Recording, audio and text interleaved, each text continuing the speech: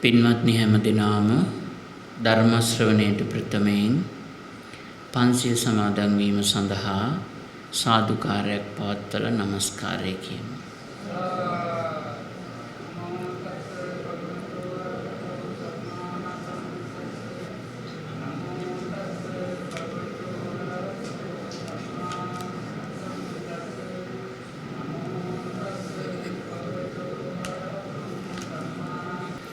බුද්ධං සරණං ගච්ඡාමි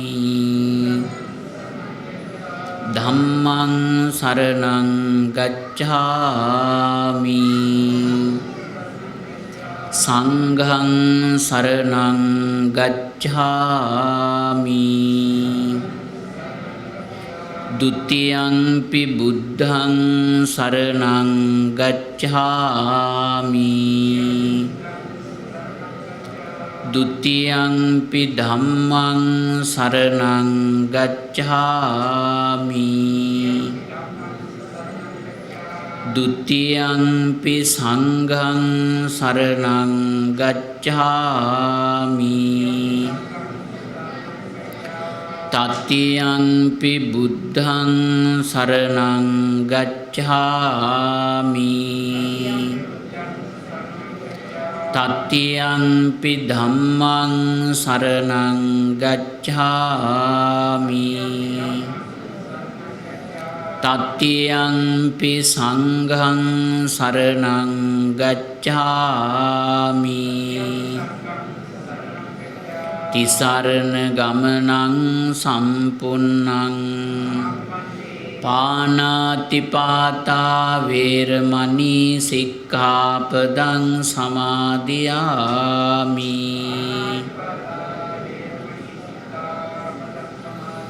අදින්නාදානා වේරමණී සික්ඛාපදං සමාදියාමි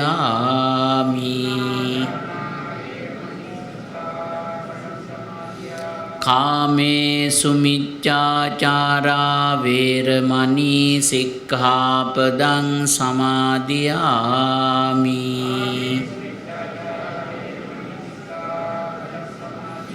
මුසාවාදා වේරමණී සික්ඛාපදං සමාදියාමි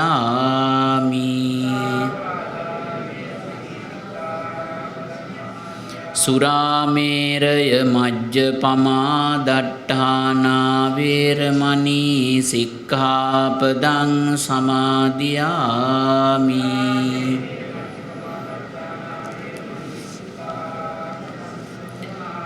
තිසරණේන සද්ධින් පංචශීලං ධම්මං සාදුකං සුරක්ඛිතං කତ୍වා අප්පමාදේන සම්පාදේත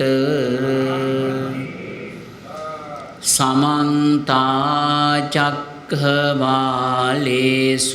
අත්‍රා ගච්ඡන්තු දේවතා සද්ධම්මං මුනි රාජස්ස සුනන්තු සග්ග මොක්ඛදං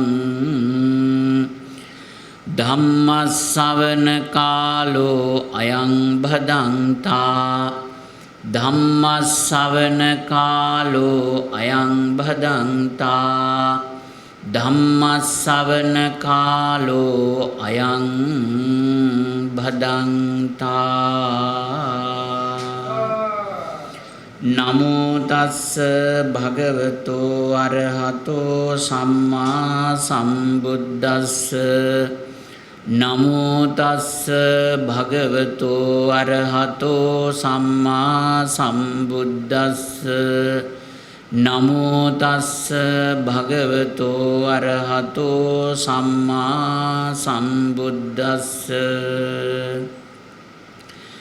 ධම්මපීති සුඛං සේති විප්පසන්නේන චේතසා අරියප්පවේදිතේ ධම්මේ රත්සදා රමති පණ්ඩිතෝති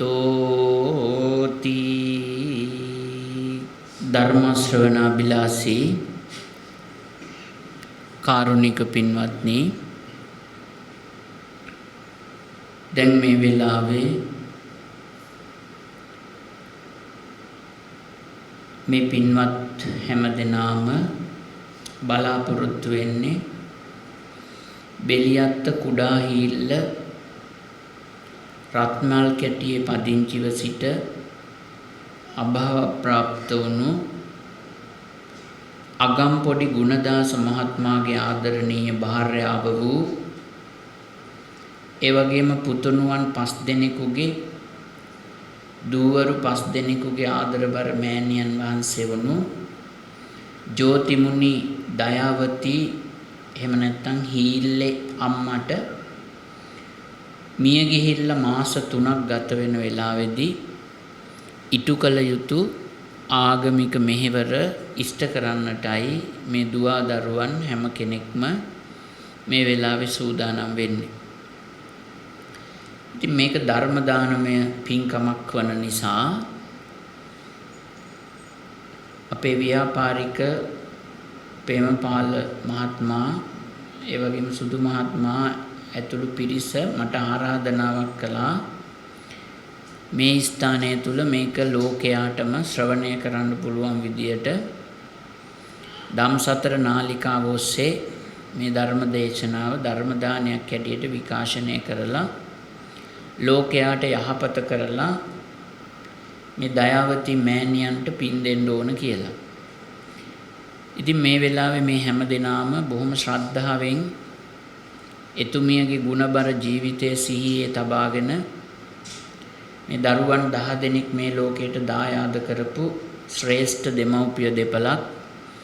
ඒ දෙමව්පිය දෙපළගේ උතුංග මාතෘ ගුණය සහ පීතෘ ගුණය තමන්ගේ හදවත්වල පුරෝගෙන තමයි අද මේ ධර්ම දේශනාව ශ්‍රවණය කරන්නේ.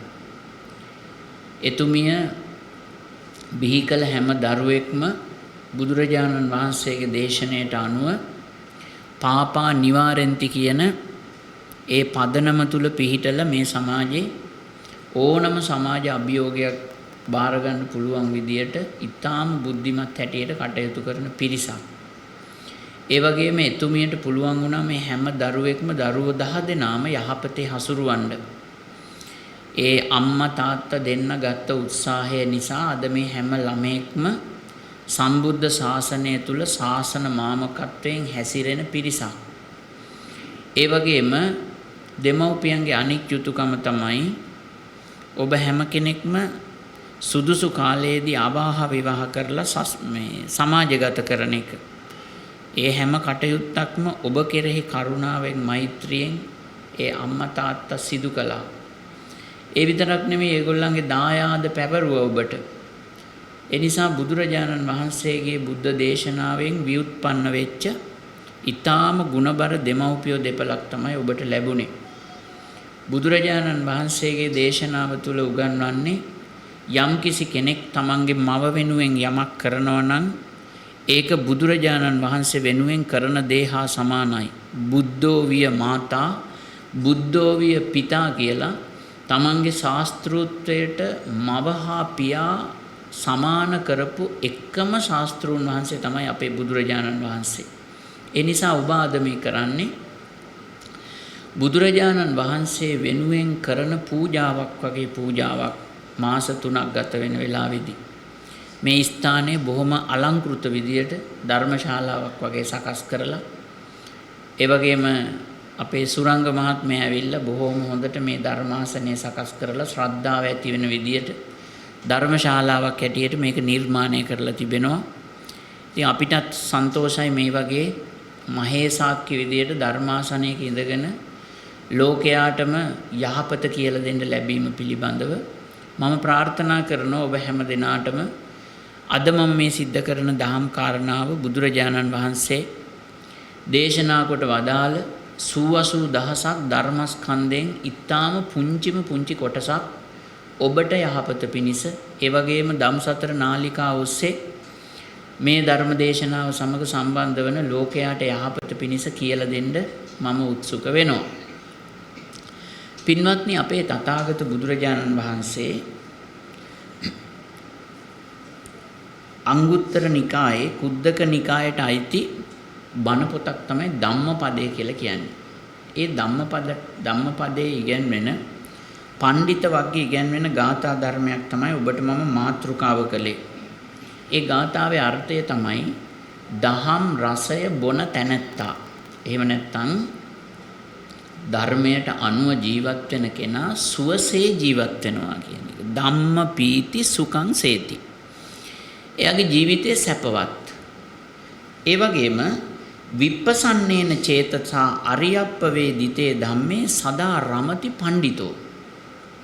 විප්පසන්නේන චේතසා කියලා කියන්නේ සුපසන් මනසකින් යුක්තව.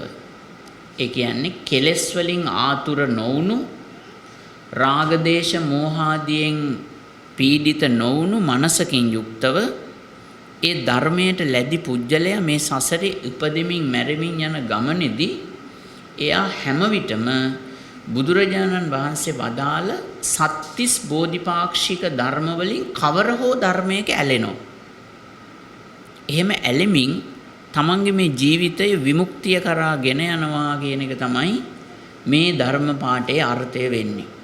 අපේ තථාගත බුදුරජාණන් වහන්සේ මේ ධර්මය දේශනා කරන්නේ ඔබ අහලා තියෙනවා අපේ සම්බුද්ධ ශාසනයේ ඊටාම ශ්‍රේෂ්ඨ උසස්ම රහතන් වහන්සේ නමක් තමයි මහා කප්පින මහරහතන් වහන්සේ. ඒ මහා කප්පින මහරහතන් වහන්සේට වදාළ දෙසුම මම හිතනවා මේ ජෝතිමුනි දයාවති මෑණියන් බිහි කරපු මේ හැම දරුවෙකුගේම ජීවිත ධර්ම මාර්ගය තුල හසුරුවා ගන්න ඒ රහතන් වහන්සේගේ උත්තුංග චරිතය ඔබට පුදුම තරම් පරමාදර්ශයක් වෙයි කියලා ජීවිතේට. ඒ කප්පින මහරහතන් වහන්සේ අරඹයා තමයි බුදුරජාණන් වහන්සේ පෙන්වුවේ යම් කිසි කෙනෙක් දහමට කැමති නම් දහම තුල ජීවත් වෙනවා නම් එයා සුවසේ ජීවත් වෙනවා. ඒ වගේම ඥානවන්ත ඔහු සුපසන් මනසකින් යුක්තව බුදුරජාණන් වහන්සේ වදාළ සත්‍තිස් බෝධිපාක්ෂික ධර්ම. ඒ සත්‍තිස් බෝධිපාක්ෂික ධර්ම වෙනමම අපි විග්‍රහ කරන්න ඕන. හැබැයි මේ ධර්ම දේශනාව ඇතුලේ ඒ බෝධිපාක්ෂික ධර්ම 37ක් විග්‍රහ කරන්න වෙලාවක් නැහැ. ඇත්තට මේකට බණ 37ක් කියන්න ඕන. එතකොට මේ බෝධිපාක්ෂික ධර්ම අතර ප්‍රධානයි සතර සතිපට්ඨානය. ඒ වගේම සතර ඉද්ධිපාද. සතර සම්‍යක් ප්‍රධාන වීරය. දැන් සතර සම්‍යක් ප්‍රධාන වීරය ඊටාම බුද්ධිගෝචරව අපිට සමීපම දහමක්නේ. ඒක හැමෝ තුලම ඔබ තුල තියෙනවා. සතර සම්‍යක් ප්‍රධාන වීරිය තියෙන කෙනා මොකද්ද කරන්නේ? බුදුරජාණන් වහන්සේගේ ධර්මය ගැඹුරින් විශ්වාස කරගෙන එයා තමන්ගේ හිතේ උපන් කුසල් වැඩි දියුණු කරන්න උත්සාහ කරනවා. උපන් කුසල් වැඩි දියුණු කරන්න උත්සාහ කරනවා. තමන් කරපු නැති පින්කම් හොය හොය කරන්න පෙළඹෙනවා. එතකොට ඒ වගේම තමා තුළ මේ වෙනකොට උපන් කුසල් තියෙනවනේ ඒවා වැඩි දියුණු කරන්න උත්සාහ කරනවා වගේම තමාගේ මේ වෙනකොට ඉපදිච්ච නැති කුසල් තමන්ට මේ වෙනකොට ඉපදිච්ච නැති කුසල් උපදවා ගන්නත් උත්සාහ කරනවා. ඒක තවත් වීරයක්. ඒ වගේම දැන් තමා තුළ තියෙන අකුසල තත්වයන් තමන් දන්නවනේ තමන් තුළ තියෙන අඩුපාඩුකම්. මගේ මෙන්න මේ අඩුපාඩුව තියෙනවා කියලා එයා ධර්මයට අනුව දැකලා ඒ අඩුපාඩුව නැති කරගන්න වෙහෙසෙමින් ඉන්නවා. ඒකත් එක වීරයක්. ඊළඟට මේ වෙනකොට ඉපදිච්ච නැති අකුසල් තියෙනවා නම් ඒ අකුසල් උපදවා නොගෙන මගේ ජීවිතේට නම් මේ පව් සමීප වෙන්න එපා කියලා හිතා ඉන්නවා. එතකොට ඕකට අපි කියනවා සතර සම්‍යක් ප්‍රධාන වීරය කියලා. ඔය වගේ ධර්ම බෝධිපාක්ෂික ධර්ම කියන්නේ නිවනට පක්ෂ හිතවත් ධර්ම 37ක් අපේ බුදුදහමේ පෙන්නනවා. අන්නේ 37න් කවර හෝ ධර්මයක ඇලිලා ඉන්නවා නම් ඔබ එයාට අපි කියනවා පණ්ඩිතයා කියලා. ඒ වාගේ පණ්ඩිතයෝ තමයි සුපසන් මනසකින් යුක්තව මේ ධර්ම මාර්ගය තුල සැඩපහරට හසු වෙච්ච වගේ හැසිරිලා අවසානයේදී නිවන කරා ඊටාම පහසුවෙන් ගමන් කරන්නේ. දැන් මේ කප්පින මහරහතන් වහන්සේ පිළිබඳව අපි කතා කරද්දී අපි බලන්න ඕන උන්වහන්සේ කොයි කාලෙද තමන්ගේ පාරමිතා ගමන ආරම්භ කළේ. දැන් මේ හැමෝම පෙරම් පුරනවා. මේ දරුවන් 10 දෙනාම පෙරම් පුරනවා. දැන් මේ දික්වැල්ලට විවාහ වෙච්ච අරුණලතා මහත්මිය විවාහ වෙච්ච අපේ පේම්පාලි මුදලාලි ප්‍රමුඛ ඒ යුවල පෙරම් පුරනවා. අනිත් අයත් වෙන වෙනම පෙරම් පුරනවා. ඒ පෙරම් පුරන්නේ මේ ධර්මය අවබෝධ කරගන්න. විවිධ විදියට කුසල් සම්පාදනය කරනවා. එතකොට පෙරම් පුරන හැමෝටම මේ කප්පින මහරහතන් වහන්සේගේ චරිත කතාව අපිට හරි වැදගත්. පදුමුත්තර කියන බුදුරජාණන් වහන්සේගේ ශාසනයේදී තමයි මහා කප්පින හාමුදුරුව පෙරම් පුරන්න පටන් ගත්තේ. එතකොට එහෙම එතෙන්දී නියත විවරණ ලබාගෙන මේ කප්පින හාමුදුරුවෝ බරණැස් නුවර අබුද්ධෝත්පාද කාලයක උපදිනවා. ඔබ මේ කතාව මතක තබා ගන්න. අබුද්ධෝත්පාද කාලයක ඉපදිලා දැන් අබුද්ධෝත්පාද කාලය කියලා කියන්නේ බුදුරජාණන් වහන්සේ නමක් බුදු වෙච්ච නැති කාලයක්.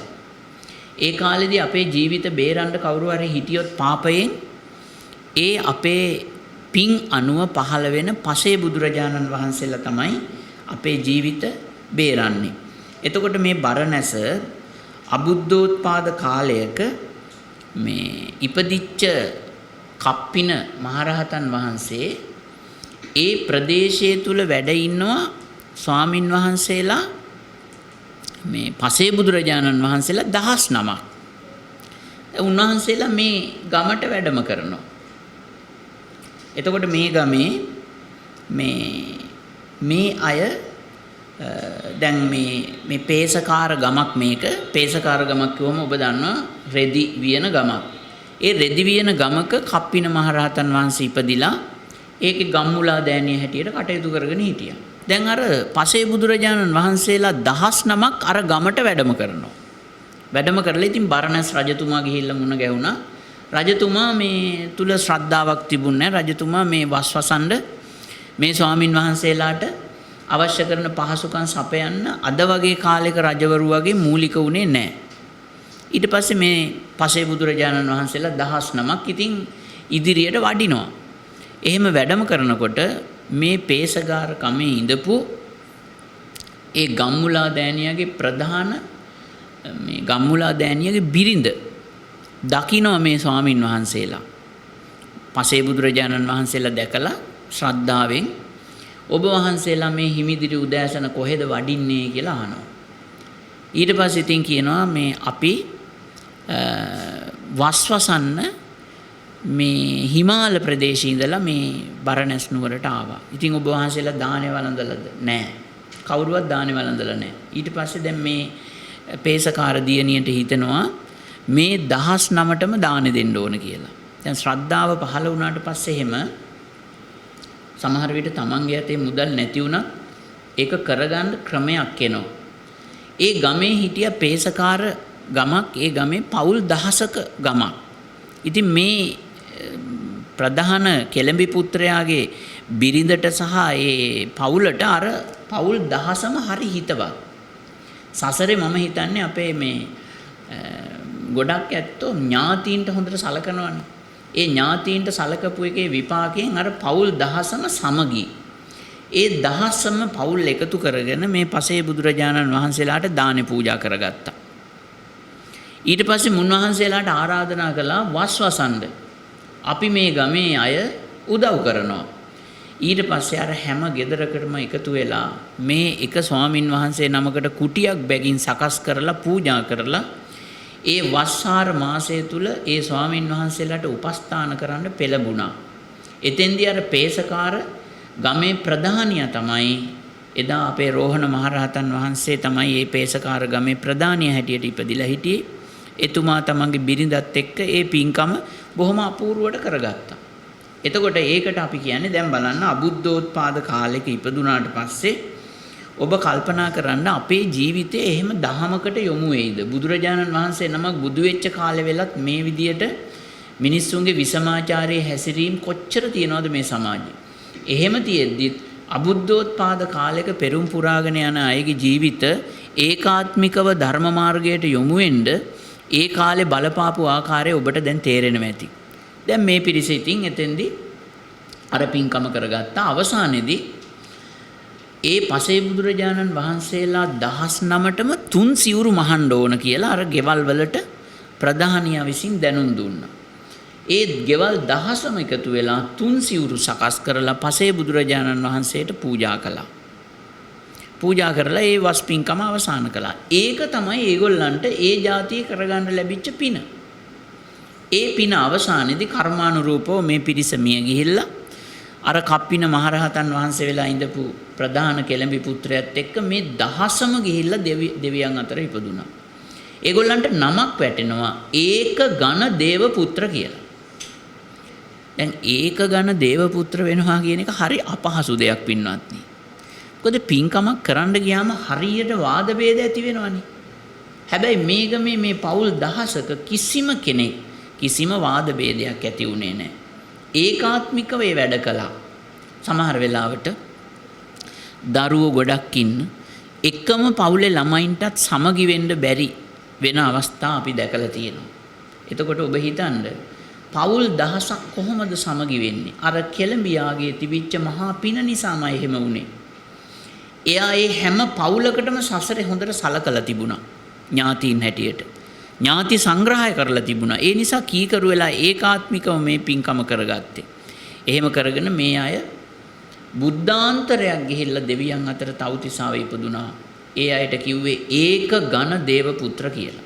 අපේ බුදුරජාණන් වහන්සේගේ බුදු පිරිසත් එහෙමම තමයි. මනුස්ස ලෝකෙට එනකොට ඒගොල්ලෝ ඔක්කොම මිනිසුන් හැටියට උපදිනවා. දෙවියන් අතරට යනකොට ඔක්කොම දෙවියන් බවට පරිවර්තනය වෙච්ච අවස්ථා ඕන තරම් තියෙනවා. ඉතින් ඒ නිසා ඔබටත් හැකියාව තියෙනවා ඒක ඝන දේව පුත්‍ර වෙලා උපදින්න. ඔබටත් හැකියාව තියෙනවා මේ ජාතිය තුල චතුරාර්ය සත්‍ය අවබෝධ කරගන්න බැරි වුණොත් මේ ධර්මයේ තියෙන තවුතිසාව වගේ තැනකට එහෙම යන්න එකට සාමූහිකව පින්කම් කරගෙන තනිව පින්කම් කරනවට වඩා සාමූහිකව පින්කම් කරන එක තුල තියෙන මහේසාක්‍ය බව ඔබට වැටහෙනවා ඇති. ඉතින් ඊට පස්සේ දැන් මේ පිරිස දෙවියන් අතර ගිහිල්ලා ඉපදිලා ඊට පස්සේ පහළ වෙනවා තවුතිසාවෙන් චුත වෙලා. ඔබ දන්නවා අපේ බුදුරජාණන් වහන්සේගේ සම්බුද්ධ ශාසනයට පෙර මේ ලෝකේ පැවතුනේ කාශ්‍යප බුදුරජාණන් වහන්සේගේ සම්බුද්ධ ශාසනය. ඒ කාශ්‍යප බුදුරජාණන් වහන්සේ ලෝකේ පහළ වෙච්ච කාලේ දැන් මේ පිරිස මේ අර ඒක ඝන දේව කණ්ඩායම ආයමත් මනුස්ස ලෝකෙට එනවා. සියලු දෙනාම මනුස්ස ලෝකේ ඇවිල්ලා උපදිනවා. ඒගොල්ලන් ඊට පස්සේ උපදින්නේ ඒ ගමේ ප්‍රධාන සිටු පුත්‍රයා වෙලා තමයි උපදින්නේ අපේ කවුද? රෝහණ මහරහතන් වහන්සේ. ඒ අයට නමක් තිබ්බ ප්‍රධානම දෙටු කෙළඹි පුත්‍රයා කියලා. දැන් මේ කෙළඹියා කියන වචනේ අපේ ත්‍රිපිටකයේ පාවිච්චි කරන්නේ ගොඩාක් සල්ලි තියන අයට. ගමක ප්‍රධාන දෙටු කෙළඹියා කියලා කියන්නේ සිටුවරයා කියන එක. එතකොට ඒ ගමේ මෙයා සිටු පුත්‍රයා බවට පරිවර්තනය වෙලා ඉපදුනා.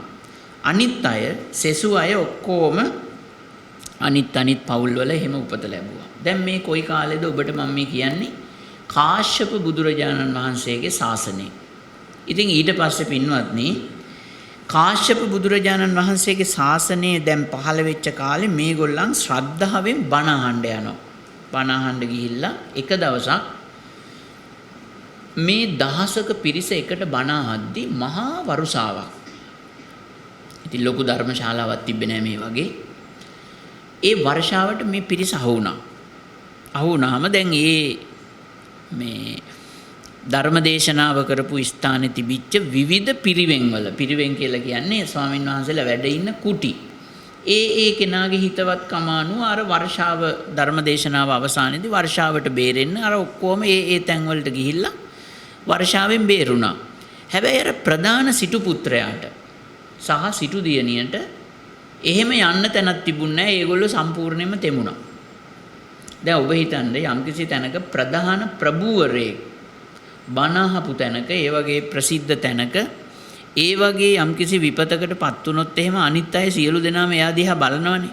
බලලා සමහර අය hina වෙන්න පුළුවන්. මෙයා තෙමුණනේ එහෙම කියලා. එතකොට ඒ වෙලාවේ කල්පනා කරනවා කවුද ඒ ප්‍රධාන සිටු පුත්‍රයා හේතුඵල ධමයට අනුව දැන් අපිට දුකක් ආවහම අපි ගොඩක් දුරට හිතන්නේ නැහැ මේක කර්මානුරූපව මට උරුම වෙන දෙයක් කියලා. එහෙම හිතන්න පෙළඹෙන්නේ නැතුව අපි ජීවිතේ දුකටපත් වෙනවා. හැබැයි අපිට ඕන ප්‍රශ්නයක් එනකොට බුදුරජාණන් වහන්සේ පෙන්වන්නේ කර්ම විපාක සිහි කරන්න කියලා. කර්ම විපාක සිහි කළාම ඒකට අවශ්‍ය විසඳුම එතනම නුවණින් හැදෙනවා. දැන් මේ සිටු පුත්‍රයාත් කල්පනා කළා මට තෙමෙන්න උනේ මටයි මගේ බිරිඳටයි සසරේ මගේ මොකක් හරි අඩුවක් නිසා වෙන්නේ නැති. එතනින් නැගිටිනකොට මෙයා කල්පනා කළා මම පන්සලක් හදනවා කියලා. කල්පනා කළා. ඉතින් එයාට එච්චර ධනයක් තිබුණේ නැහැ. ඒකට එයා පූජා කරනවා මේ ආරම්භයේදීම මේ කුටි දහසක් සහිත පන්සලක් මම හදන්න ඕන කියලා.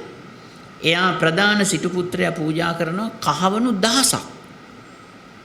අනිත් අයටත් යෝජනා කළා. දැන් බලන්න මේ ඒක ඝන දේව පුත්‍රයන්ගේ ස්වභාවය. කිසිම වාද ભેදයක් නැහැ. අනිත් හැම සිටු කුලයකම ඉඳපු හැම කෙනෙක්ම කහවණු 500 බැගින් දෙන්න පොරොන්දු වුණා. ඒකවල පවුල් දහසක්. ඒගොල්ලන්ගේ බිරින්දෑවරු එකතු කරගත්ත මුදලක් තිබ්බා.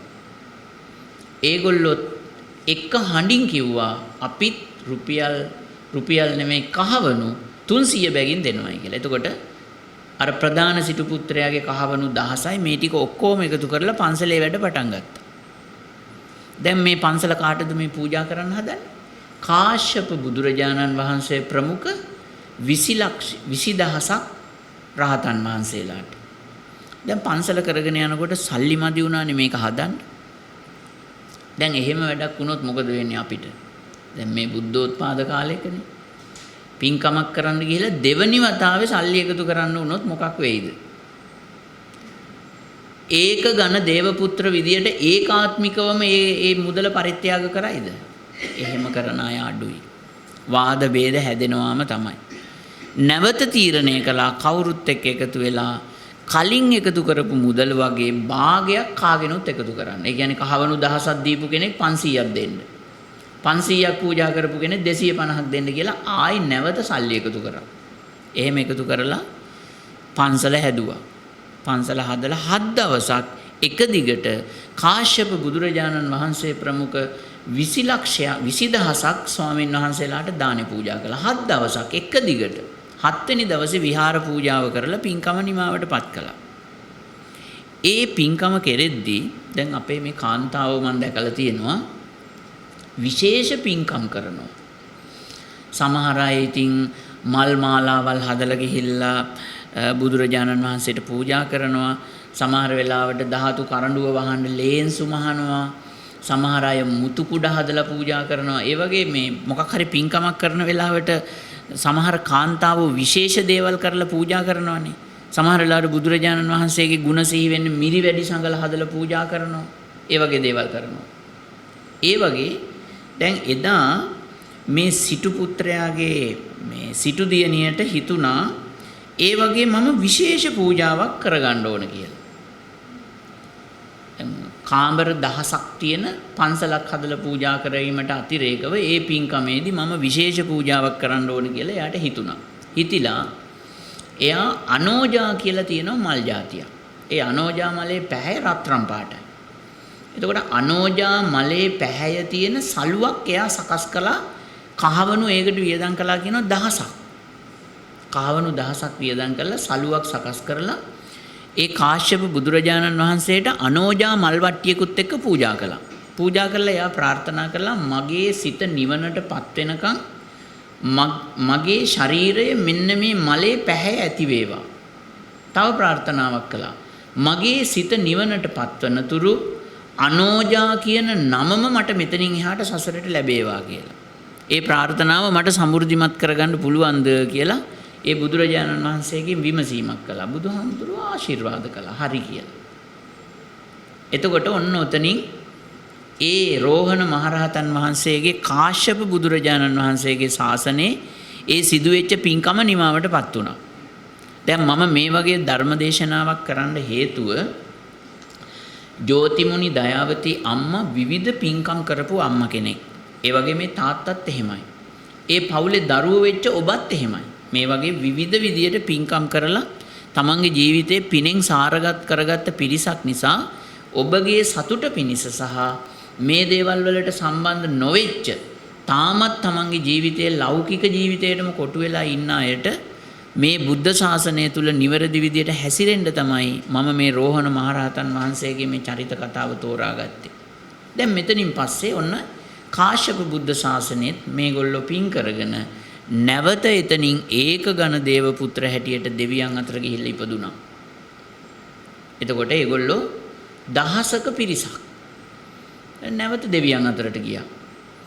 ඉතින් දෙවියන් අතර ගිහිල්ලා බොහෝ කාලයක් බුද්ධාන්තරයක්, ඒ කියන්නේ අපේ ගෞතම බුදුරජාණන් වහන්සේ පහළ වෙනකම් මේගොල්ලෝ දිව්‍ය ලෝකේ සැප සම්පත් ඉඳලා ඔන්න දැන් මෙතනින් එහාට මම මේ කතාවේ කියන්නේ සත්‍යම අපිට පේන්න සිදුවෙච්ච සිදුවීම් ටික. ගෞතම බුද්ධ ශාසනය පහළ වුණා. ඒ කියන්නේ අපේ බුදුරජාණන් වහන්සේගේ ශාසනය පහළ වුණාම මේ දෙටු කෙළඹි පුත්‍රයා කුක්කුටවතී කියන නගරේ රජපෞලක මහා කප්පින නමින් උපත ලබනවා. රජතුමාගේ නම කප්පින. ඒ සිටු දියණියත් ඒ මදුරට කියලා දන්න ඔබ ඉන්දියාවේ ප්‍රදේශයක් තියෙනවා. මදුරට සාගල කියන ප්‍රදේශය තුල ඒත් රජපෞලක ඉපදුනා. නම උනේ අනෝජා තමයි අර පෙර ප්‍රාර්ථනාව පරිදි. එයාගේ රූපයත් ඒ වගේම වුණා. රත්රන් පාට රූපයක් ඇතුව තමයි උපත ලැබුවේ. ඒ බුදුරජාණන් වහන්සේගේ විවරණය ඒ විදියටම දකින්න ලැබුණා. ඉතින් කර්මානුරූපව මේ දෙන්න අර කියපු විදියට එකට එකතු වෙලා විවාහ වුණා. ඊළඟට අර පිරිස පවුල් දහසක පිරිස මේ කප්පින රජුරුවන්ගේ මැති ඇමතිවරුන්ගේ පුතු බවට තමයි පරිවර්තනය වුණේ. එකට පින්කම් කරපු නිසා මේගොල්ලෝ සැපයෙන් එක සමානයි. දැන් අපි හිතමු මැති ඇමති කෙනෙක්ගේ පුත්‍රයන් හැටියට උපදිනකොට ඔබට හිතෙන්න පුළුවන් මේ එකටම කරගත්ත පිනනේ. සැපය එක සමානයි, ඔටුන්න විතරයි අඩු උනේ. අටුවාවේ එක පැහැදිලිව දක්වලා තියෙනවා. ඒ අයට ඔටුන්න විතරයි අඩු උනේ. අනිත් හැම සැප සම්පත්තියක්ම තිබුණා. ඒකට හේතුව අර ඒකාත්මිකව පින්කම් කිරීමේ විපාකය.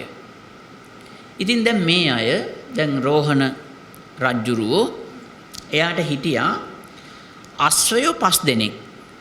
නම් වශයෙන් කියනවා නම් වාල වාහිනී, පුෂ්ප වාහිනී, සුපත්ත කියලා අශ්වයෝ 5 දෙනෙක්. ඒ අශ්වයෝ 5 දෙනාගෙන් එක අශ්වයයි රජතුමා පාවිච්චි කළේ. අනිත් අශ්වයෝ 4 දෙනාම මෙයා හොඳ දක්ෂ අශ්වාරෝහකයෝ 4 දෙනෙක් යොදවලා 4 දිශාවට පිටක් කරලා යවනවා සුභ ආරංචියක් හොයාගෙන එන්න කියලා. මොකද්ද මේ හොයන සුභ ආරංචිය? ලෝකයේ තුනුරුවන් පහළ වෙලා ඇති ප්‍රදේශයක් සොයන්න කියලා.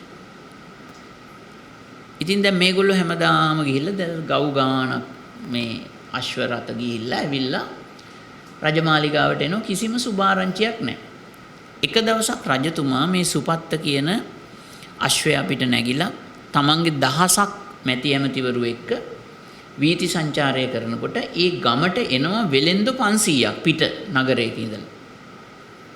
ඒ වෙලෙන්දන් 500 වෙහෙසටපත් වෙච්ච නිසා රජතුමා හොඳට සත්කාර කරලා ඇහුවා ඕගොල්ලෝ දුර බැහැර ඉඳලා ඇවිල්ලා තියෙන්නේ, ඕගොල්ලන්ට නැද්ද සුභ ආරංචියක්? ඊට පස්සේ කියනවා අපිට ඉතින් ලොකුම ආරංචි නැහැ, හැබැයි එක ආරංචියක් අපි දන්නවා, බුදුරජාණන් වහන්සේ නම් ලෝකේ පහළ වී ඇත කියලා. මේක අහනකොටම කප්පින රජුරවන්ට නිකන් අර විදුලි සැර වැදුනා වගේ අධික ප්‍රීතියෙන් ප්‍රමෝදයටපත් වෙලා නැවත විමසා සිටිනවා. නැවත අහනවා. 4 වතාවක් අහලා 4 වෙනි වතාවේදී තමයි එයා තහවුරු කරගත්තේ බුදුරජාණන් වහන්සේ පහළ වෙලා තියෙනවා කියලා. ලක්ෂයක් කහවණු පරිත්‍යාග කළා ඒ පණිවිඩයට. ඊට පස්සේ තවත් එහෙම ආරංචි තියනවාද කියලා ඇහුවා. ඊට පස්සේ කිව්වා මහරජ ධර්ම රත්නය පහළ වෙයි ඇත. ඒකත් අර විදියටම වාර 4ක් අහලා තමයි තහවුරු කරගත්තේ. ඒ තරම් ප්‍රීතියක් රජතුමාට. ඊට පස්සේ 3 වෙනි වතාවෙත් ඇහුවා. ඒකටත් කහවණු ලක්ෂයක් මෙයා තෑගි කළා. ඒ පණිවිඩයට. 3 වෙනි වතාවට ඇහුවා තවත් සුභ ආරංචි තියෙනවාද? ඊට පස්සේ කිව්වා සැරියුත් මුගලන් ආදී මහා ශ්‍රාවක සංඝ ගණක් පිහි වෙලා තියෙනවා. සංඝ රත්නය පහළ වෙලා තියෙනවා කියලා ඔය පණිවිඩ 3 කිව්වා. මේ පණිවිඩ 3ට ලැබුණා ත්‍යාග වශයෙන් රජතුමා කහවණු ලක්ෂය බැගින් පරිත්‍යාග කළා. ඉතින් දැන් බලන්න ඔබට පුළුවන්ද මගදී ඒ වගේ තුනුරුවන් පහළ වෙලා කියලා සුභ ආරංචියක් ආවොතින් ඔබේ ගේ දොර ඉඩම කඩම හරක බාන දරුවෝ මේ ඔක්කොම අතහැරලා ඒ බුදුරජාණන් වහන්සේ හොයාගෙන යන්න ඔබට පුළුවන් වෙයිද? දැන් අපි හිතනවා ඔන්න ඔබ මෙතනින් එළියට යනකොට කියනවා බුදුරජාණන් වහන්සේ ලෝකේ පහළ වෙලා කියලා. ඔබ කැමතිද ඔහොමම ওই දරුවෝ මල්ලොත් දාලා බුදුරජාණන් වහන්සේ හොයාගෙන යන්න? එහෙම කැමති වෙන්නේ නැහැ. එහෙම කැමති වෙනවා නම් ඒක දුර්ලභ දෙයක්. හැබැයි එදා රෝහණ මහරහතන් වහන්සේ තීරණය කළා මේ සිටු පුත්‍රයා කප්පින රජුරුව තීරණය කළා මේ බුදුරජාණන් වහන්සේ පහළ වීම පිළිබඳ පණිවිඩය මම පුංචි කාලේ ඉඳලා හොයන එකක්. මෙතනින් එහාට මගේ ආයේ ගෙදර යන තීරණයක් නැහැ. ඒ බුදුරජාණන් වහන්සේ කොහෙද වැඩ ඉන්නේ? මම එතෙන්ට යනවා කියලා තීරණය කළා. අර මැති ඇමතිවරුන්ගෙන් ඇහුවා දැන් ඕගොල්ලෝ මොකද කරන්නේ කියලා. ඒගොල්ලෝ කියනවා ඔබ වහන්සේ ගන්න තීරණයක් තමයි අපිත්. ඒ දහසම පිරිස අර කියපු අශ්ව රථ වලින් බුදුරජාණන් වහන්සේ සොයාගෙන ඔන්න ගමන් කරන්න පටන් ගත්තා. යොදුන් 121ක් දුර ගමන් කළා. එහෙම ගමන් කරගෙන යනකොට ඉස්සර වෙලාම හම්බ වෙනවා අරවච්ච කියන නදිය ඉන්දියාවේ. ඒ අරවච්ච නදිය හම්බ වුණාට පස්සේ ඒකේ ගැඹුර ගව්වක් ගැඹුරයි ගව්වක් පළලයි. නැව් යන්න පුළුවන් ගංගාවල්. ඉතින් ඇහුවා දැන් මේ ඔරු පාරු තියනවද ගොඩ වෙන්න? නැහැ. කිසිම ඔරු පාරුවක් නැහැ. දැන් හිතනවා ජාති ජරා ව්‍යාධි මරණ කියන ඒවා කොයි වෙලාවෙත් අපේ ජීවිතයට සම්බන්ධයි. ඔය ඔරු පාරු හොයාගෙන හිටියොත් එහෙම අපිට මේ අවස්ථාව ගිලිහෙන්න පුළුවන්. ඒ නිසා මම සියල්ල අතහැරලා තුනුරුවන්ට මූලිකත්වයේ දීලා ආපු ගමනක් මං මේ. එහෙම කියලා අර අශ්ව රථ ගංගාවට යොමු කළා. එහෙම යොමු කළාම අටුවාවේ සඳහන් වෙනවා ඒ අශ්වයන්ගේ කුර වලින් එහාට වතුර ආවේ නැහැ. තනිකර ගල් තලාවක් වගේ පාලමක් නිර්මාණය වෙලා මේ අයට එගොඩ වෙන්න අවස්ථාව සලසලා දුන්නා. ඒ තුනුරුවන්ට තියෙන බලය. මෙතන ඉන්නේ මම හිතන්නේ දිනපතාම තුනුරුවන් වඳින අය. එතකොට ඒ වගේ තුනුරුවන්ගෙන් පිහිටක් හම්බෙලා අපේ ජීවිතේට පුණ්‍ය අර්ධියක් එන්න නම් සසරේ අපි කොයිතරම්නම් තුනුරුවන් එක්ක බැඳිලා කටයුතු කරන්න ඕනද? ආත්ම ගණන් තුනුරුවන්ට වන්දනා කරපු තුනුරුවන් වෙනුවෙන් පූජාවන් පවත්වපු එකේ ඒ පින විකසිත වෙච්ච අවස්ථාවක් තමයි ඒ ඔබ දැක්කේ. ඊට පස්සේ හම්බ වෙනවා නීල වාහිනී කියන ගංගාව. එතෙන්ටත් ගියාම ඒගොඩ වෙන්න විදියක් නැහැ. ඒ නීල වාහිනී ගංගාව ළඟදිත් මෙයා ප්‍රාර්ථනා කරනවා මම බුදුරජාණන් වහන්සේ මුණ ගැහෙන්න සියල්ල අතහැරලා ආපු කෙනෙක්. ඒ නිසා මට ඔරු පාරු අවශ්‍ය නැහැ. අශ්වයන් වහාම ගඟට යොමු කරන්න. එතෙන්දිත් සම්පූර්ණයෙන්ම ගල් තලාවක් වගේ පාරක් නිර්මාණය වෙලා මේ රෝහණ මහරහතන් වහන්සේ වෙච්ච කප්පින මහරහතන් වහන්සේ වෙච්ච මේ රජුරවන්ට එගොඩ වෙන්න අවස්ථාව ලැබුණා. ඊට පස්සේ එතනින් එහාට දැන් බුදුරජාණන් වහන්සේ බැලුවා ලෝකයේ දිහා මහා කරුණා සමාපත්තියට සමවැදිලා උන්වහන්සේ දකිනවා මේ කප්පින රජුරෝ මම වෙනුවෙන් සියල්ල අතහැරලා රජමාලිගාව අතහැරලා පැවිදි වෙන්න ඇවිල්ලා ඉන්නවා. ඒ නිසා භික්ෂුන් වහන්සේලා කිසිවෙකුට නොකියා උන්වහන්සේ තනිවම පාසිවුරු අරගෙන පෙර ගමන් වැඩියා. පෙර ගමන් වැඩම කරලා චන්ද්‍රභාගා කියන ගංගාව අසල තියෙන නුග ගසක්. ඒ නුග ගස අතර උන්වහන්සේ වැඩ හිටියා. නිකන් නෙවෙයි වැඩ හිටියේ සවනක් ඝන බුදු රැස් විහිදුවමින්. එතකොට ඒක විශේෂ අවස්ථාවක්. ඉතින් මේ චන්ද්‍රභාගා කියන ගංගාව ළඟට ගිහිල්ලා රජතුමා අර විදියටම අදිෂ්ඨාන කරලා අර වතුරට අශ්වයන්ව දාලා ඒ ගඟෙනුත් එගොඩ වුණා. එගොඩ වුණාට පස්සේ එගොඩ වෙනකොටම මෙයා දකිනවා අර රත්රන් පාටින් අතු ඉති ශාඛාවන් ඔක්කොම දිලිසෙන නුග ගස. දැකලා ඊට පස්සේ කල්පනා කළා එතන බැලුවා ඉන්නකොට බුදුරජාණන් වහන්සේගේ මේ රශ්මිය දැකලා මෙයා හිතනවා මේකනම් චන්ද්‍රයාගේ රශ්මිය නෙවෙයි. මෙය සූර්යාගේ රශ්මියත් නෙවෙයි. ඒ වගේම මේක බ්‍රහ්මනාග සුපර්ණාදී කිසිම ਸਰව බලධාරී පුජ්‍යලේකුගේ රශ්මියකුත් නෙවෙයි. මේක මම දන්නා හැටියට බුදුරජාණන් වහන්සේගේ ෂඩ්වර්ණ රශ්මියමයි කියලා අර රශ්මි ධාරාව අතරට ගිහිල්ලා අශ්වය පිටින් බැහැලා බුදුරජාණන් වහන්සේට වන්දනා කළා. ඒ දහසක් පිරිස එහෙම කළා.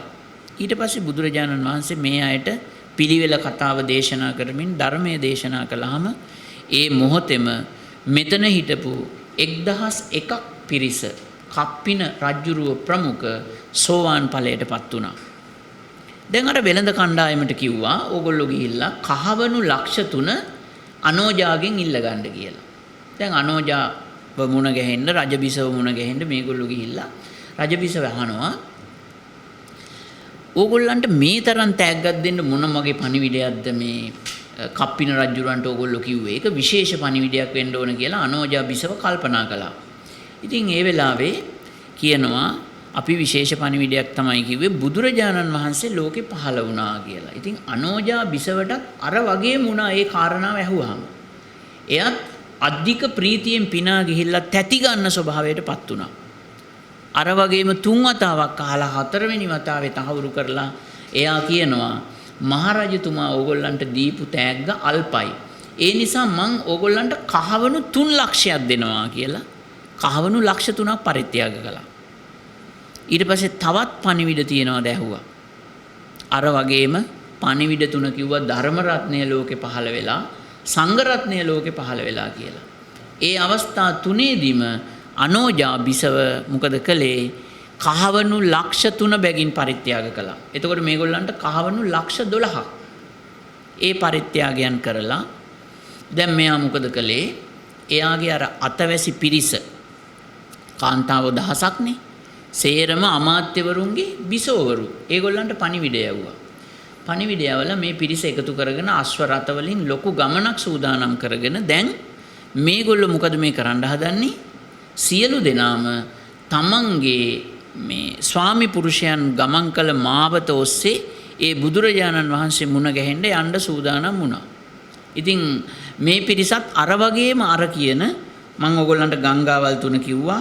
අරවච්ච නීලවාහිනී චන්ද්‍රභාගා කියන ගංගාවල් වලින් අර විදියට මේ ගොඩ වෙන්න ලැබුණේ ඒගොල්ලන්ට. කිසිම බාධාවක් ලැබුණේ නැහැ. ඒ කාලේ අද කාලේ වගේ නෙමෙයි. ඉන්දියාවේ අද ගොඩක් දියුණුයි. හැබැයි ඉස්සර එහෙම මංමාවත් හරියට තිබුණ නැහැ.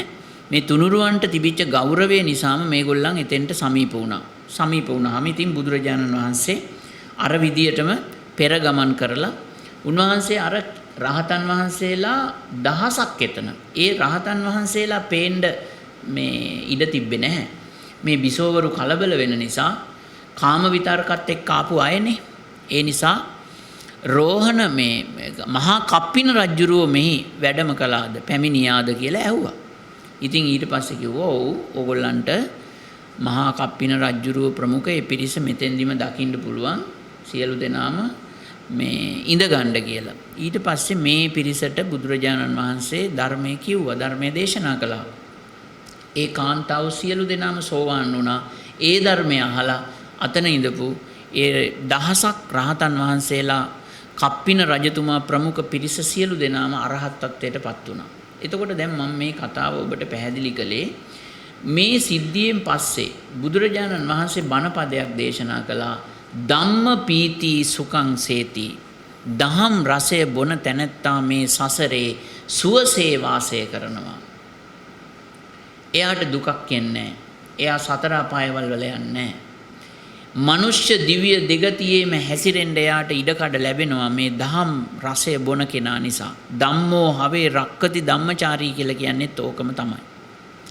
ඊට පස්සේ බුදුරජාණන් වහන්සේ දැන් මෙතෙන්දි මේ පිරිස මේ විදියට පැවිදි වුණාට පස්සේ මේ ගාථාව දේශනා කරලා මේ කතාව නිමාවටපත් වුණා. දැන් ඔබට මතක තබා ගන්න මේ කියන මේ මහා කප්පින මහරහතන් වහන්සේගේ චරිත කතාවෙන් ඔබේ ජීවිතයට ගත හැකි ආදර්ශ කොච්චර තියෙනවද කියලා. ඔබ බුද්ධ ශාසනයක් තුල හැසිරෙන කෙනෙක්, පින්කම් කරන කෙනෙක්. මේ සසර ජීවිතය කොහොමද හැඩගස්වා ගන්න ඕන කියන එක ඔබට පේනවා. එතකොට මම හිතනවා ඔබේ දෙමව්පියෝ ඔබේ ජීවිතය හැදුවේ මේ රාමුව ඇතුලේ නෙමෙයිද කියලා කල්පනා කරලා බලන්න. ඔබේ මේ අම්මයි තාත්තයි දෙන්න මේ දරුවෝ 10 දෙනා සකස් කළේ මෙන්න මේ කියන රාමුව ඇතුලේ. සසර ජීවිතේ නම් මෙහෙම දෙයක්. ඒ නිසා මේ ජීවිතේ යම්කිසි දවසකට ඔබ මිය යන දවසට ඔබට හිතෙයි මම දරුවෝ හැදුවා, රස්සාවල් කළා, විවිධ දේ මම කළා මගේ ජීවිතේ. හැබැයි ඔබට ඒ කිසිවක් ඔබ මතක තබා ගන්න සැනසීමට ඉතුරු වෙන්නේ නැහැ. ඔබ දරුවෝ සකස් කළා, ඒ දරුවන්ව කසාද බැඳලා ඒගොල්ලෝ අයින් කරාට පස්සේ ඔබේ ගනුදෙනුව එතනින් ඉවරයි. ඔබ හිතනවාද එතනින් එහාට ඔබට ලොකු සැනසීමක් කියලා ළමයින්ගෙන් හෝ ඔබ එකතු කරපු දේවල් වලින් ඔබට හම්බෙයි කියලා? කවදාවත් එහෙම සැනසීමක් එන්නේ නැහැ. ඔබ දැක්කද අර ලතා මංගেশකර් එයාගේ අවසාන මැරෙන්න කලින් කරපු ප්‍රකාශය සමාජ ජාලා වෙබ් අඩවිවල මම දැක්ක යනවා. එයා ප්‍රකාශ කරනවා මට ලෝකේ තියෙන අංක 1 වෙළඳ නාමයේ සහිත මෝටාර් රථේ මගේ ගරාජ් එකේ තියෙනවා. හැබැයි ඒක තිබුණට මම දැන් රෝද පුටුවක තමයි යන්නේ. එයා එහෙම හිතනවා. එයා කියනවා මගේ කොණ්ඩේ සකස් කරන්න විතරක් ලෝකේ ඉන්න හොඳම නිරූපිකාවෝ 7 දෙනෙක් මගේ ළඟ හිටියා. දැන් මගේ කොණ්ඩේ එක කොණ්ඩ ගහක්වත් නැහැ. මගේ ගිණුමේ ඕන තරම් සල්ලි තියෙනවා. හැබැයි මේ මුදල් වලින් මට කිසිම ප්‍රයෝජනයක් නැහැ. ලෝකේ තියෙන හොඳම සුඛෝපභෝගී නිවසක් තමයි මට තියෙන්නේ. හැබැයි මේ නිවසක් තිබුණට මං අද ඉන්නේ මේ රෝහලෙන් දීපු පුංචි කාමරයක. ලෝකේ තියෙන වටිනාම ඇඳුම් තමයි මම පාවිච්චි කළේ. හැබැයි අද මම ඇඳගෙන ඉන්නේ මේ රෝහලෙන් දීපු පුංචි ඇඳුමක්. ඒ නිසා ලෞකික අර්ථයෙන් මේ ලෝකේ කිසිම මිනිසෙකුට ගරු කරන්න එපා කියලා තමයි යා කියන්නේ. ඒ ගෞරවයෙන් වැඩක් නැහැ. මිනිස්සුන්ගේ ආධ්‍යාත්මයට ගරු කරන්න. වන්දනයට සුදුසුකම මිනිසෙක් පාවිච්චි කරන වාහනේවත් එයාගේ ධනේවත් ඒ මොකක්වත් නෙවෙයි. එයා මනසින් යම් තරමකට ධර්මයෙන් පොහසත් වුණාද උත්තරීතර මනුෂ්‍ය ධර්මයන් ජීවිතයට එකතු කරගත්තද අන්න එයාට ගරු කරන්න එයාට වන්දනා කරන්න කියලා තමයි අවසානයේදී එතුමිය කියලා තිබ්බේ. ඒක විතරයි අරගෙන යන්නේ මරණය කියන එක ඊටාම සුලභ දෙයක්. මේ ලෝකේ තියෙන සමීපම දේ තමයි මරණය කියලා තමයි ලෝකෙන් ගිහිල්ලා තිබ්බේ. ඉතින් ඒ නිසා ඒකත් ලොකු බණක් මේ සමාජයට. මම මේ අවසානයේට මතක් කළේ අපේ ජීවිතේ නැති වෙන දවසට ඔබට සැනසීම පිණිස ඉතුරු වෙන්නේම ඔබ මතක තියාගන්න මේ සම්බුද්ධ ශාසනය වෙනුවෙන් ඔබ මොනවා හරි දෙයක් කළා නම් අන්න ඒක පමණමයි ඔබේ සැනසීමට ඉතුරු වෙන්නේ. වෙන ඔබ කරපු කිසි දෙයක් ඔබට මතක් වෙන්නේ නැහැ. ඒව ඔබේ සැනසීම පිණිස හේතු වෙන්නේ නැහැ. සමහර වෙලාවට ඔබේ ඔළුව අවුල් වෙන්න බලපාන්න පුළුවන් ඔබ හදන දරුවෝ ටිකම. ආදරයෙන් සකස් කරන ළමයි ටිකම සමහර වෙලාවට ඔබව නිරයට යන තැනට හදන්න පුළුවන්. ඒ අය හැසිරෙන විදිය, ඒ අය වැඩ කරන විදිය, ඒගොල්ලන්ගේ ආකල්ප සංකල්ප, ඒගොල්ලන් ගැන කලකිරෙන වාර අනන්තයි. දැන් මේ පුංචි කාලේ ළමයෙක්ව තුරුල් කරගෙන හැදුවට ඒ ළමයි වැඩි වියටපත් වුණාට පස්සේ කසාද බැඳලා පස්සේ අපිට ඕන විදියට ඉන්නේ නැහනේ. එතකොට අම්මා තාත්තා හැමදාම බලාපොරොත්තු වෙනවා ඒ කීකරුකම. හැබැයි දරුවන්ගෙන් ඒක ලැබෙන්නේ නැහැ හැමෝගෙම. ඒගොල්ලෝ වෙන වෙන ලෝකවලට යනවා. ඒක තමයි ස්වභාවය. එතනින් පස්සේ අපිට හිත හදාගන්න ඉතුරු වෙන්නේ ඔබ ශාසනික මෙහෙවරක් යම් දෙයක් කළා නම් ඒක පමණමයි. මේ කියන කප්පින මහරහතන් වහන්සේටත් උන්වහන්සේගේ ජීවිතය හැම වෙලාවෙම උත්තුංග ජීවිතයක් බවට පරිවර්තනය වෙන්න හේතු වුණේ මොකද්ද කියන එක මේ කතාවේදී ඔබට පේනවා. හැමදාම එයාට ශාසනික ජීවිතයක් තිබ්බා. අබුද්ධෝත්පාද කාලෙත් වැඩ කළා. දැන් එතෙන්දි මට එක දෙයක් කියන්න ඔබට අමතක වුණා. දැන් අර දහසම පැවිදි වෙන්නේ. දැන් අපි නම් පැවිදි වෙන්න ගියාම පුදුම දුකක් වින්දානේ. මාස 3ක් විතර සකස් කඩේ පාඩම් කරලා ඊළඟට විවිධ විදියට මේ පිරිත් පාඩම් කරගෙන ඔහොමනේ අපි මහාන වුණේ. මාස 3ක් සමහර වෙලාවට ඉස්සර ළමෙක් මහාන කරනකොට අවුරුදු 3ක් පන්සලේ තියා ගන්නවා. පන්සලේ තියාගෙන අර කෑම සෙට් එක දීලා පිටක් කරන හැම ගෙදරකටම මුළු ගමම අඳුරගත්තට පස්සේ තමයි මහාන කරේ. එතකොට ඒ විදිහේ ලොකු දුකක් විඳලා තමයි පැවිදි වෙන්නේ. ඉතින් ඔබ හිතන්නකෝ අර දහසක් පිරිස බුදුරජාණන් වහන්සේගේ ශ්‍රී හස්තය දිගු කරලා ඒගොල්ලන්ට ලැබෙන්නේ දිව්‍යමය පැවිද්ද. උන්වහන්සේ බැලුව ඥාණයෙන් මේගොල්ලන්ට සිවුරු ලබන්න පිනක් තියනවාද? මේගොල්ලන්ට අටපිරිකරක් ලබන්න පිනක් තියනවාද කියලා බැලුවහම ඉතින් අර අබුද්ධෝත්පාද කාලේ පසේ බුදුරජාණන් වහන්සේලාට තුන් සිවුරු මේගොල්ලෝ පූජා කළා. ඒ වගේම අර 20000ක් මේ කාශ්‍යප බුදුරජාණන් වහන්සේ ප්‍රමුඛ රහතන් වහන්සේලාට තුන් සිවුරු පූජා කරලා නිවන් ප්‍රාර්ථනා කළා.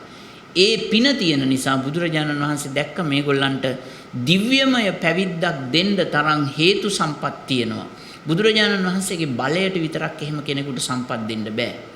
දැන් ඔබ හිතනවා අපේ මේ මෙච්චර ආදරය කරපු ඥාතීන් දෙවියන් අතරට ගිහිල්ලා ඇති. ඒ කිසිම දෙවියෙක් මගේ ළඟට එන්නේ නැහැ නේ මිල මුදල් අරගෙන. ඇයි එහෙම නොවෙන්නේ? දෙවියන් දෙන තෑගි ලබන්න බුද්ධ ආදී ආර්යයන් වහන්සේලා විසින් අපිට ලබා දෙන තෑගි ලබන්න අපිට හේතු සම්පත් තියෙන්න ඕන. සසරේ ඒ වෙනුවෙන් රැස් කළ විශේෂ පින්කම් වල බලය තියෙන්න ඕන. එහෙම නැතුව අපිට කිසිවක් ලබන්න බෑ. ඉතින් ඒ නිසා අවසාන වශයෙන් කල්පනා කරන්න මීට වඩා මේ ධර්ම දේශනාව දික් කරන්න අපිට මේ නාලිකාවෙන් කාලය වෙන් කරලා නැති නිසා අපි මෙච්චර වෙලාවක්ම මේ කතා කළේ ජෝතිමුනි දයාවති මෑණියන් වහන්සේගේ ගුණයට උපහාර පිණිස කරපු දහම් කතාව. කප්පින මහරහතන් වහන්සේගේ කතාව උන්වහන්සේගේ චරිතාප්‍රදානය කේන්ද්‍ර කරගනිමින් අපි මේ දේශනාව කළේ. අපි හිතනවා ඒ යුවල කොයිතරම්නම් පින්වන්ත යුවලක්ද. දැන් මේ කප්පින මහරහතන් වහන්සේ රෝහණ කප්පින රජුරුවන්ගේ බිරිඳ සසරේ භවයෙන් භවයට එයාට බිරිඳ වෙච්ච කෙනා. එතකොට බලන්න මේ දෙන්න කොච්චර එකමුතුද. ඒ කණ්ඩායමේ ඉඳපු හැමෝමත් එහෙමයි. දැන් පහුගිය දවසේ තිබුණානේ පෙම්වතුන්ගේ දවස නේද? දැන් මේ පෙම්වතුන්ගේ දවසට මේක හොඳ බණ කතාවක් නෙවෙයිද? නිකමෙට හිතලා බලන්න. සැබෑ පෙම්වතුන්ගේ ජීවිතවල අරමුණ තියෙන්න ඕන මොකද්ද? ලෝකෝත්තර අරමුණක් වෙන්න ඕන. ඒගොල්ලන්ට මොනවා හරි තෑගි භෝග ටිකක් දෙන, මල් පොකුරක් දෙන එහෙම එකක් නෙවෙයි. මේ සැබවින්ම පෙම්වතුන්ගේ දිනේදී කතා කරන්න ඕන මේ ජීවිතේ විමුක්තිලාභය සාක්ෂාත් කරගන්නේ කොහොමද අපි දෙන්න. දැන් චතුරාර්ය සත්‍යයේ දුක්ඛ සමුදය කියලා කියන්නේ මොකක්ද ඇත්තටම? දුක්ඛ සමුදය කියලා කියන්නේ හොඳට මතක තබා ගන්න පිරිමියෙක් නම් ස්ත්‍රිය, ස්ත්‍රියක් නම් පිරිමියා. ඔතනින් තමයි දුකේ හට ගැනීම. ආයෙ වෙන මොකක්වත් නැහැ. හොඳට කල්පනා කරලා බලන්න. දුක, දුකට හේතුව, දුකින් මිදීමේ මාර්ගය කියලා හතරක් තියෙනවානේ. ඔබ හිතන්න අපිට මේ සසරේ ජාති ජරා ව්‍යාධි මරණ කියන සියලු දුක් උරුම වුණේ රාගය නිසා නෙවෙයිද? එතකොට එහෙනම් එතනින් මිදෙන තැන කොහෙද? ඒක නතර කරගන්න තැන. නතර කරගන්න තැන නිවනත් බිරිඳ, ඒ වගේම සසර දුකත් බිරිඳ කියන එක මතක තියාගන්න. එතකොට ඒ කප්පින රජුරවන්ට කොච්චර අනුබල දුන්නද ඒ බිරිඳ ඒ ජීවිතේ විමුක්තියටපත් කරන්න. ඔබ හිතන්න ගෞතම බුදුරජාණන් වහන්සේ බිහි වෙයිද යශෝදරාව වගේ බිරිඳක් මුණ ගැහුනේ නැත්නම්? ඒ එතුමිය කරපු කැපකිරීම නිසා තමයි ගෞතම කියලා බුදුරජාණන් වහන්සේ නම බිහි වෙන්නේ. නැත්නම් කොච්චර බාධා කරන්න තිබ්බද? ඒ බාධාවන් ටික ආවනම් කවදාවත් ඒ දේ කරන්න පුළුවන්ද? බෑ. ඒ නිසා ස්වාමියාගේ නිවන තියෙන්නේ බිරිඳගේ අතේ. බිරිඳගේ නිවන තියෙන්නේ ස්වාමියාගේ අතේ. ඒ නිසා කත්තබ්බං කුසලං චරිතබ්බං බ්‍රහ්මචර්යං. ඔබ හැමෝටම මෙතනින් එහාට මම ප්‍රාර්ථනා කරනවා මේ සසරේ ඔබ දෙපළ සමග විවාහ ජීවිතවලටපත් වෙච්ච අය මෙතන ගොඩක් ඉන්නේ. ඔබ දෙපළ සමග පෙරුම් පුරන ජීවිතයක්. ඒකට අපි කියනවා යථාර්ථවාදී ජීවිතයක් කියලා. පාරමිතා ධර්මයන් ප්‍රගුණ කරගෙන යන සැඩපහරක් නැමැති ජීවිතයක් ඔබ හැම දිනෙකටම මේ කප්පින මහරහතන් වහන්සේගේ චරිතාප්‍රදානය එක්ක මේ ජෝතිමුනි දයාවති මෑණියන් වහන්සේ වෙනුවෙන් ශ්‍රවණය කරපු මේ ධර්ම දේශනාවේදී ඔබ හැම දිනාටම ලැබේවා කියලා මම ප්‍රාර්ථනා කරනවා. ඒ හේතු කොටගෙනම ඒ මියගිය ජෝතිමුනි දයාවති හීල්ලේ අම්මා ඇතුළු ඒ වගේම ඊට පෙර අභාව ප්‍රාප්ත වුණු අගම්පොඩි ගුණදාස පියාණන් වහන්සේ ඇතුළු ඔබගේ වර්ග පරම්පරානුගත සියලුම ඥාතීන්ටත් දෙවියන්ටත් ජාති දුකින් එතරව ලබන අමා මහ නිවනම පිණිස මේ ධර්ම දානමය කුසලය හේතු වාසනා වේවා කියලා සාදු කියලා ප්‍රාර්ථනා කරනවා. සිදු කරගත් සියලුම පින්කම් වල බලය අභව ප්‍රාප්ත වුණු ජෝතිමුනි දයාවති ආදරබර මෑණියන් වහන්සේ අනුමෝදන් කරගෙන එතුමිය ඇතුළු මියගිය සියලුම ඥාතීන්ගේ භවගාමී ජීවිත සුවපත් වෙත්වා කියලා කල්පනා කරගෙන හැමදෙනාම කියන්න ඉදං වූ ඥාතිනං හෝතු සුඛිතා හොන්තු ඥාතයෝ ඉදං වූ ඥාතිනං හෝතු සුඛිතා හොන්තු ඥාතයෝ ඉදං වූ ඥාතිනං හෝතු සුඛිතා හොන්තු ඥාතයෝ. එතකොට මේ ජෝතිමුනි දයාවති මෑණියන් වහන්සේ බිහි කරපු දරුවන් පුතුන් 5 දෙනෙක් දූල 5 දෙනෙක් මේ හැම කෙනෙක්ම ඊටාම නිරෝගී දරුවන් හැටියට ශාසන මාමකත්වයෙන් බොහෝම ලස්සන ජීවිත ගත කරන්නේ පවුලට සම්බන්ධ වෙච්ච හැම දිනමත් ධර්මානුධර ප්‍රතිකත්ති රකිමින් ජීවත් වෙන අය. ඔබ හැම දිනාගේම ජීවිත চিරාත් කාලයක් පවත්වාගෙන මේ සම්බුද්ධ ශාසනය තුල බොහෝ පින් රැස් කරගත්ත පිරිසක් බවට පරිවර්තනය වෙන්න අද දවසේ මේ සිදු කරගත්ත පින්කම ඔබේ ජීවිතයට ශක්තියක් බලයක් වේවා. සියලු සම්‍යක් දෘෂ්ටික දෙවියෝද මේ පිණින් සැනසී නිවන් අවබෝධ කරගනිත්වා කියලා දෙවියන්ටත් සාදුකාර පවත්තල පින් දෙන්න. ඒ වගේම මේ පුණ්‍ය ධර්මයාගේ ප්‍රතිවිපාකය ඔබ හැම කෙනෙකුටම චතුරාර්ය සත්‍ය ධර්මයන් අවබෝධ කරන තුරු බුද්ධාදී ආර්යයන් වහන්සේලාගේ ආශ්‍රය නිස්රේ නොඅඩුව ඔබට අවශ්‍යයි. ඒ සඳහාද මේ පින ඔබට උපනිශ්‍රේ වේවා කියලා කල්යාණ මිත්‍ර සේවනය ප්‍රාර්ථනා කරමින් සාදුකාර පවත්වමු.